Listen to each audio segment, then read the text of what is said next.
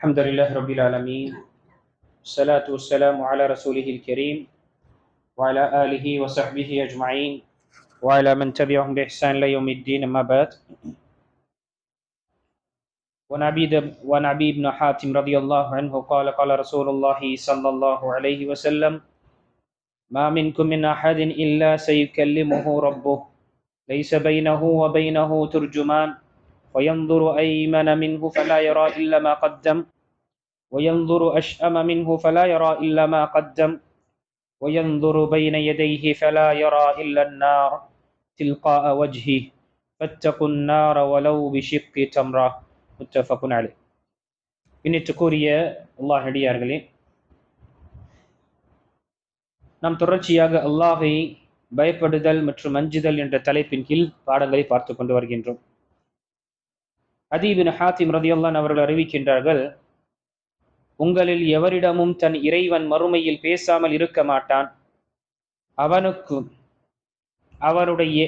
இடையே மொழிபெயர்ப்பாளர்கள் இருக்க மாட்டார்கள். அப்பொழுது அவன் தனது வலது புறத்தை பார்ப்பான். அங்கே தான் முன்பு அனுப்பி வைத்த செயல்களை தவிர வேறொன்றையும் பார்க்க மாட்டார். பின்பு இடது புறம் பார்ப்பார். தான் முன்பு செய்தவற்றை தவிர வேறொன்றையும் அவர் பார்க்க மாட்டார். தனக்கு முன்னே பார்ப்பார்.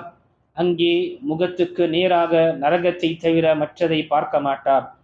எனவே பேரித்த பழத்தின் பாதியை தர்மம் செய்தேனும் நரக நெருப்பை அஞ்சிக் கொள்ளுங்கள் என்று நபி ஸல்லல்லாஹு அலைஹி வஸல்லம் கூறினார். இணைத்துக்குரிய அல்லாஹ் அடியார்களே, இந்த ஹதீஸில் நமக்கு ஒரு எச்சரிக்கை விடப்படுகின்றது.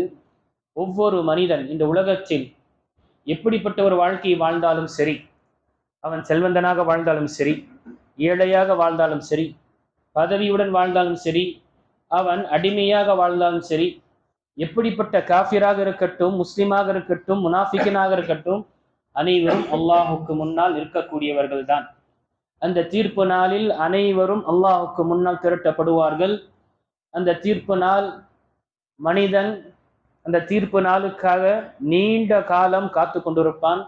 சில ஹதீஸ்களில் வருகின்றது 300 வருஷம் அதே மைதானத்தில், மஹ்ஷருடைய மைதானத்தில் காத்து கொண்டிருப்பார்கள். அப்ப அல்லாஹு தஆலா ஒவ்வொருவரிடமும் பேசுவான். யாரும் இந்த விதிவிலக்கு கிடையாது. எல்லா அடியார்களிடம் அல்லாஹு தஆலா பேசுவான்.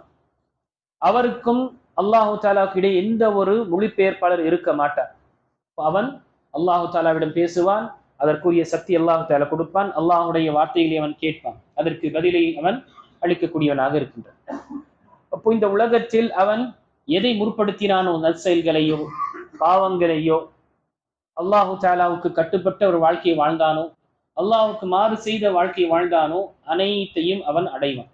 அவனுடைய வலது பிறக்கும் பார்க்கும் பொழுது அங்கு அவன் எதை முற்படுத்தினானோ, இந்த உலகத்தில் என்ன அமல்களை செய்தான் அதுதான் கிடைக்கும். இடது பக்கம் பார்க்கும் பொழுதும் அவன் என்ன முற்படுத்தினானோ, எதை இந்த உலகத்தில் செய்து அனுப்பினானோ அதுதான் அவன் அடைவான். பிறகு அவனுடைய முகத்திற்கு பக்கம் பார்க்கும் பொழுது நரகத்தை தவிர வேறு எதையும் பார்க்க மாட்டான் என்று சொல்லி அல்லாஹ்வுடைய தூதர் ஸல்லல்லாஹு அலைஹி வஸல்லம் நமக்கு கூறுகின்றார்கள், இத்தகுன் நார வலவ் பிஷிக்கி தம்ரா, நீங்க நரக நெருப்பை அஞ்சிக் கொள்ளுங்கள். அது ஒரு பேரிச்ச பழத்தின் ஒரு பாதி அளவு அல்லது ஒரு அளவு கொடுத்தாவது நீங்கள் தானந்தரம் செய்த நரகத்தை இருந்து நீங்கள் பாதுகாத்துக் கொள்ளுங்கள். இப்போ இங்கு நரகத்திலிருந்து பாதுகாத்துக் கொள்ளுங்கள் என்றால் என்ன அர்த்தம் என்று கூறுகிறே, நரகத்திற்கு கொண்டு செல்லக்கூடிய அமல்களிலிருந்து உங்களை பாதுகாத்துக் கொள்ளுங்கள். நரகத்திற்கு கொண்டு செல்லக்கூடிய பாவங்களும் அல்லாஹ்வுக்கு செய்யக்கூடிய மாறுதலை அதை நீங்கள் அஞ்சிக் கொள்ளுங்கள். அதனால்தான் திருமறையில் யா அய்யுஹல்லதீன ஆமனு கூ அன்ஃபுஸக்கும் வ அஹ்லீக்கும் நாரா, ஈமான் கொண்டோர்களே உங்களையும் உங்களுடைய குடும்பத்தாரையும் நரக நெருப்பிலிருந்து பாதுகாத்துக் கொள்ளுங்கள் இந்த வசனத்தை அலி பின் அபி தாலிப் ரலியல்லாஹு அன்ஹு அவர்கள் விளக்குரையில் சொல்லும் பொழுது, அல்லிமு அன்ஃபுஸக்கும் வ அஹ்லீக்குமுல் கைர், உங்களுக்கும் உங்களுடைய குடும்பத்தாருக்கும் நன்மையான விஷயத்தை கற்றுக்கொள்ளுங்கள். சுப்ஹானல்லாஹ், இந்த மறுமை என்பது இந்த உலகத்தில் நாம் செய்த அனைத்திற்கும் அங்கு பிரதிபலன் கிடைக்கும். இந்த உலகத்தில் அநியாயம் செய்யக்கூடியவன் அநியாயம் செய்து கொண்டுதான் இருக்கின்றான். அநியாயம் செய்யப்பட்டவன் அநியாயப்பட்டு கொண்டுதான் இருக்கின்றான். அவனுக்கு என்று எந்த ஒரு நீதியோ, அவனுக்கு என்று எந்த ஒரு உரிமையும் கிடைப்பது கிடையாது. அல்லாஹு தஆலா இப்படி விட்டு விடுவானா? இல்லை என்று மறுமை நாளில் ஒவ்வொரு மனிதன் அவன் அநியாயம் செய்தான் என்றால் அதற்குரிய பதிலை அவன் பெறக்கூடியவனாக இருக்கின்றான். அநியாயம் செய்யப்பட்டான் என்றால் அவன் ஏழையாக இருந்து பலவீனமான இருந்து அவன் மீது அவன் அநியாயம் செய்யப்பட்டது என்றால் அல்லாஹ் அதற்கு பழியை வாங்குவதற்காக அவனுடைய நல்ல அமல்களை எடுத்து இவனுக்கு கொடுக்கப்படும். இப்போ மறுமை நாளில் நாம் அஞ்சிக் கொள்ள வேண்டும். அதே போல அடுத்த வசன ஹதீஸை பார்க்கும் பொழுது, இந்த ஹதீஸ் புகாரி மற்றும் முஸ்லிம் வரக்கூடிய ஹதீஸ், திருமிதில் வரக்கூடிய ஹதீஸ், அபு பர்தா அஸ்லமி ரலியல்லாஹு அன்ஹு அவர்கள் அறிவிக்கின்றார்கள், அபு பர்ஸா ஒரு அடியான் தன் ஆயுளை எப்படி கழித்தான் என்றும் தன் கல்வியை எதற்கு பயன்படுத்தினான் என்றும் தன் சொத்தை எப்படி சம்பாதித்தான், எதில் செலவழித்தான் என்றும் தன் உடலை எதில் பயன்படுத்தினான் என்றும் அவனிடம் கேள்வி கேட்கப்படும் வரை அந்த அடியானின் இரு கால்களும் மறுமையில் அவன் இருக்கும் இடத்தை விட்டு சிறிதளவும் நகராது என்று நபி ஸல்லல்லாஹு அலைஹி வஸல்லம் கூறியிருக்கின்றார்கள். திருமிதில் வரக்கூடிய ஹசன் தர்ஜாவுடைய ஹதீஸ். சுப்ஹானல்லாஹ், நாம இந்த உலகத்தில் நாம் என்னெல்லாம் செய்தோமோ அதற்கு பதிலளித்து விட்டு தான் நம்ம அங்கிருந்து நகர முடியும். குறிப்பாக அல்லாஹு தஆலா இன்னொரு ஹதீஸில் அல்லாஹ் நபிகள் நாயகம் ஸல்லல்லாஹு அலைஹி வஸல்லம் கூறினார்கள், 5 கேள்விகளுக்கு பதில் அளிக்காமல் ஆதமுடைய மகனின் காலடி அங்கிருந்து நகராது. அதில் இங்கு சொல்லப்பட்ட விஷயங்கள், அவன் எப்படி அவனுடைய கல்வி, எந்த கல்வியை கற்றான், அந்த கல்வியின் பிரகாரம் எவ்வளவு அமல்படுத்தினான், அவனுக்கு பலனுள்ள கல்வியை அவன் கற்றானா அல்லது பலன் தராத அல்லது சில நேரத்தில் அவனுக்கு பாதிப்பு ஏற்படுத்தக்கூடிய கல்வியை கற்றான். பலன் தரக்கூடியது என்றால் அன்புக்குரியவர்களே, எந்த கல்வி, எந்த விஷயத்தை அல்லாஹுடைய, எந்த கல்வி அல்லாஹுடைய பொருத்தத்தை பெற்றுத் தருமோ அதுதான் பயனுள்ள கல்வி, பெனிஃபிஷியல் நாலேஜ். இதுதான் நபி ஸல்லல்லாஹு அலைஹி வஸல்லமும் துஆ கேட்டார், அல்லாஹும்ம இன்னி அஸ்அலுக இல்மன் நாஃபிஆ.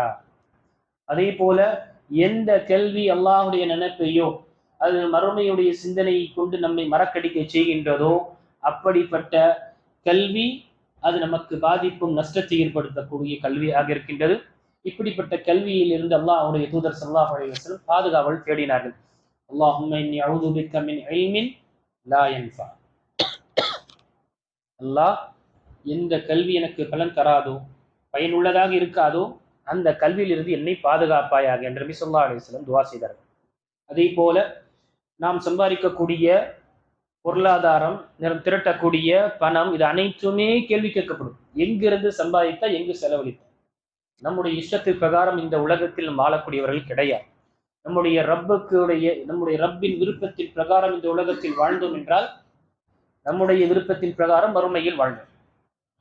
இந்த உலகத்தில் இந்த அற்பமான, இந்த சொற்பமான, மிகவும் ஒரு அதற்கு அல்லாஹுடைய பார்வையில் ஒரு கொசுவின் ரக்கை அளவு கூட சமம் இல்லாத இந்த உலகத்திற்கு முற்படுத்திவிட்டு இதில் நாம் மூழ்கி விட்டோம் என்றால், மறுமையை நாம மறந்து விட்டோம் என்றால் அல்லாஹ் அக்பர், அல்லாஹ்விடம் மிக தண்டிக்கக்கூடியவர்களாக ஆகிவிடுவோம். அல்லாஹு தஆலா, ஏனென்றால் நம்மை படைத்த நோக்கமே அல்லாஹ்வை வணங்குவது மட்டும்தான். நாம் என்ன செலவு செய்கின்றோம், எங்கு செலவு செய்கின்றோம், இதையும் கேட்கப்படும். அப்போ முழுமையாக நாம் ஒவ்வொரு விஷயத்திற்கும் கணக்கை நாம் சொல்லக்கூடியவர்களாக இருக்கின்றோம். யோசிச்சு பாருங்க, நாம வேலை செய்யக்கூடிய தொழில், ஆபீஸாக இருக்கட்டும் அல்லது மற்ற இடத்தில் இருக்கும், ஒவ்வொரு விஷயத்திற்கும் கணக்கு காட்டணும், அக்கௌண்ட்ஸ் காட்டணும் என்று சொல்லும் பொழுது நம்முடைய கணக்கும் நம்முடைய அக்கௌண்ட்ஸ் எவ்வளவு துல்லியமாக இருக்கும். ஏதாவது ஒரு கேள்வி வந்துடக்கூடாது என்று எல்லா விஷயத்தையும் நம்ம கணக்கச்சிதமாக நம்ம எழுதுவோம். அல்லாஹு தஆலாவுடைய தீர்ப்பகத்தில் எல்லாத்தையும் கேட்கப்படும். நீ எங்கு செலவழித்தாய், இங்கிருந்து சம்பாதித்தாய், உன்னுடைய வயசையும் ஆயுளையும் எங்கு கழித்தாய், உன்னுடைய ஆயுளையும் உன்னுடைய வயசின் ஏஜையும் எந்த விஷயத்தில் நீ கழித்தாய், அல்லாஹ்வுக்கு கட்டுப்பட்ட நிலையில் கழித்தாயா, அல்லாஹ்வுக்கு மாறு செய்த நிலையில் கழித்தாயா என்று கண்டிப்பாக நீ கேட்கப்படும். இந்த கேள்விகள் நம்முடைய சிந்தனையில் எப்பொழுதுமே இருக்க வேண்டும். இதை மறந்து வாழ்வதனால் தான் இந்த உலக மோகத்தை நாம் விழுந்து விடும். இந்த உலக விஷயத்தை நாம் எடுத்துக்கொள்வதில் எந்த ஒரு தவறு கிடையாது. மார்க்க நம்மை சன்னியாசியாக அல்லது இந்த உலகத்துடைய எந்த ஒரு விஷயத்தையும் நம்ம பயன்படுத்தக்கூடாது என்று நமக்கு சொல்லவில்லை. இந்த உலகத்தில் இருக்கக்கூடிய விஷயத்தை அனைத்துமே அல்லாஹ் நமக்காக படைத்தான். எதற்காக, எந்த நோக்கத்திற்காக? உன்னுடைய லட்சியத்தை நீ அடைவதற்காக. அல்லாஹு தஆலாவை வணங்கி வழிபடக்கூடிய அந்த லட்சியத்தை நீ முழுமை பெறுவதற்காக தான் இந்த அனைத்து வசதிகளும் அனைத்து விஷயங்களும் கொடுக்கப்பட்டது. ஆக நம்முடைய நிலை என்ன இருக்கு? இதுதான், இந்த காரணம் தான் நமக்கு லட்சியம் என்று நாம நம்முடைய வாழ்க்கையை நாம் கழித்துக் கொண்டிருக்கின்றோம். மறுமை என்ற அந்த லட்சியத்தை மறந்து இந்த உலகம்தான் நமக்கு எல்லாமே, அன்புக்குரிய இந்த உலகம் என்பது மறுமையை கடப்பதற்காக நடுவில் வரக்கூடிய ஒரு ஊர். மறுமையில் கடக்க வேண்டும் என்றால் அது நடுவில் நமக்கு சோதனையாக வரக்கூடியது இந்த உலகம் ஒரு ஊர். இதில் நாம சில நாட்கள் இருந்துவிட்டு திரும்பவும் அந்த இடத்திற்கு செல்லக்கூடியவர்களாக இருக்கின்றோம். இங்கு இருக்கும் பொழுது நம்முடைய ஈமானை பாதிப்பு ஏற்படுத்தக்கூடிய, நம்முடைய ஈமானை சீர்கழிக்கக்கூடிய எத்தனையோ விஷயங்கள் வரும். நம்முடைய பண்புகளையும் நம்முடைய ஒழுக்கங்களையும் அழிக்கக்கூடிய, நம்முடைய தௌஹீதையும் நம்முடைய ஈமானையும் அழிக்கக்கூடிய எத்தனையோ விஷயங்கள் வரும். இது அனைத்திலும் உன்னுடைய ஈமானை பாதுகாத்துவா. எதை கொண்டு வந்தாலும் எது கொண்டு வரவில்லை என்ற பிரச்சனை கிடையாது. ஈமானுடைய வந்தாயா, உனக்கு மலக்குல் மௌத் உன்னுடைய ரூஹை பிடுங்கும் பொழுது நீ ஈமானுடைய நிலையில் இருந்தாயா? அதனால்தான் நம்ம ஜுமாவிலும் ஒவ்வொரு ஜுமாவிலும் அந்த வசனத்தை கேட்கின்றோம். லா வலா தமூதுன்ன இல்லா வ அன்தும் முஸ்லிமூன். முஃமின்களாக இல்லாமல் நீங்கள் மரணித்து விட வேண்டாம். என்ன அர்த்தம்? மலக்குல் மௌத் நம்மிடம் நம்முடைய ரூஹையும் நம்முடைய உயிரையும் எடுக்குவதற்காக வரும் பொழுது அந்த நேரத்தில் நம்முடைய ஈமான் நம்முடன் இருக்க வேண்டும். பாவம் செய்யக்கூடியவனுடைய வாழ்க்கையில் அவனுக்குடைய ஈமான் கொஞ்சம் கொஞ்சமாக பலவீனமாகி ஒரு கட்டத்தில் அவன் இஸ்லாத்தை விட்டு வெளியேறக்கூடிய நிலை ஏற்படும். அந்த நிலையில் அவன் மரணித்தான் என்றால் அவனுக்கு வெற்றி என்பது கிடையாது. ஆக அன்புக்குரியவர்களே, இந்த ஹதீஸுகளை சிந்தித்து நம்முடைய வாழ்க்கை, இந்த உலக வாழ்க்கை எவ்வளவு நாம ஆசை கொண்டாலும் அது தீராது.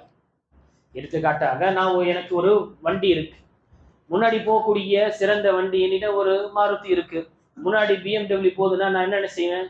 அதை எனக்கு வேணும் என்று விரும்புவேன். அது கிடைத்து விட்ட பிறகு நம்ம திருப்தி அடைகிறோமா? கிடையாது. அடுத்தது என்ன ஆடி இருக்கு, அதுக்கு அடுத்தது என்ன இம்போர்ட்டட் கார் இருக்கு என்று இப்படி என்று தன்னிடம் இருக்கக்கூடிய விஷயத்தை மனிதன் சிந்திப்பது கிடையாது. அவன் முன்னால் பார்ப்பது இது என்னிடம் இல்லையே என்று அவன் முயற்சி செய்கின்றான்.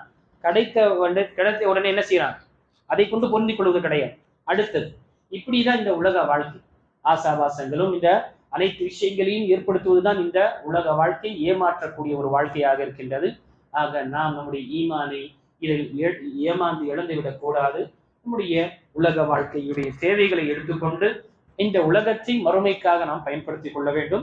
அல்லாஹ் ரஹ்மான் அல்லாஹு தஆலா எனக்கும் சொல்லக்கூடிய அனைவர்களுக்கும் இந்த ஹதீஸுகளை சிந்தித்து நம்முடைய வாழ்க்கையை அச்சமுள்ள ஒரு வாழ்க்கையாக அமைக்கக்கூடிய தௌஃபீக்கையும் பாக்கியத்தையும் அல்லாஹ் நமக்கு எப்பொழுதும் கொடுத்தருவானாக.